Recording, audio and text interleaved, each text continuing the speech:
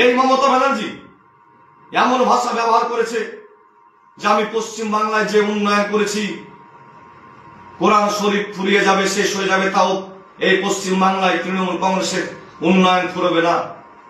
জাগবেন ভাই মুসলিম সম্প্রদায়ের মানুষেরা, আপনারা জেগে উঠুন, এই অন্যায়ের বিরুদ্ধে প্রতিবাদ করুন। এই মমতা ব্যানার্জি বলেছিলেন বা স্টেপ নেননি বিজেপির এমএলএ অসীম সরকার যখন কোরআন শরীফকে অবমাননা করেছিলেন, সকল সম্প্রদায়ের মানুষের সঙ্গে দলমত নির্বিশেষে থানায় যখন কমপ্লেন করলেন, মুসলিম সম্প্রদায়ের মানুষেরা যখন কমপ্লেন করলেন, মমতা ব্যানার্জির ক্ষমতা হয়নি অসীম সরকারের বাড়িতে একটিবার পুলিশ পাঠাতে।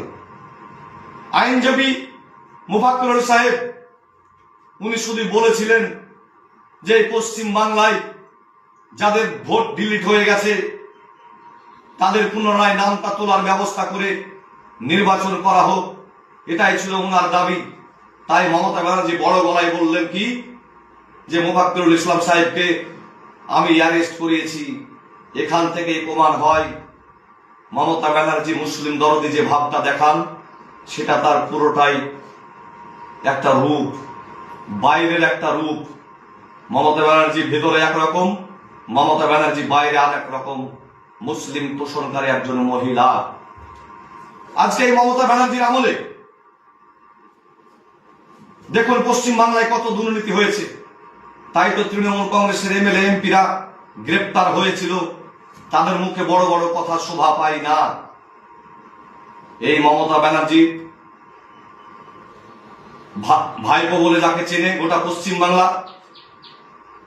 সেই ভাইপো কতটা সেটিং এর রাজনীতি করে, কতটা সারা পশ্চিম বাংলা থেকে টাকা উপার্জন করে, কত টাকা কালেকশন করে।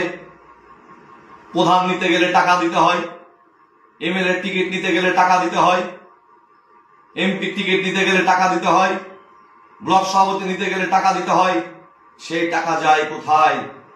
মমতা ব্যানার্জি টালির ঘরটাকে শো করে রেখেছে, আর 27 থেকে 29 খানা প্লট কলকাতার বিভিন্ন প্রান্তে দেখবেন কিনে রেখে দিয়েছে।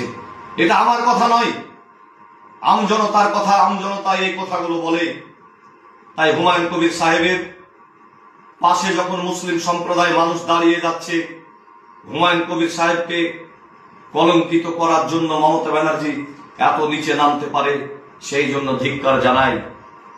আজকে যারা তৃণমূল কংগ্রেসের হরিয়ারপাড়া ব্লকের নেতারা বড় বড় কথা বলছেন, আপনাদের তলায় আগে হাতটা দিয়ে দেখুন এই হরিয়ারপাড়ার পঞ্চায়েত সমিতি আপনারা কিভাবে পরিচালনা করেন, হরিয়ারপাড়ায় কত টাকা দুর্নীতি হয়েছে, কোন খাতের টাকা কোন খাতে ঢুকিয়েছেন, কোন খাতের টাকা আপনারা তুলে খেয়ে নিয়েছেন, কোন ঘাট টাকা টাকা আপনারা তুলে খেয়ে নিয়েছেন, মানুষ সব জানে।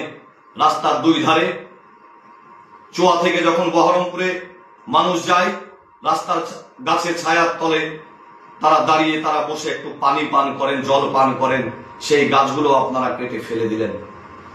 এই তৃণমূল কংগ্রেসের আমলে চাকরি চুরি হয়েছে, কয়লা চুরি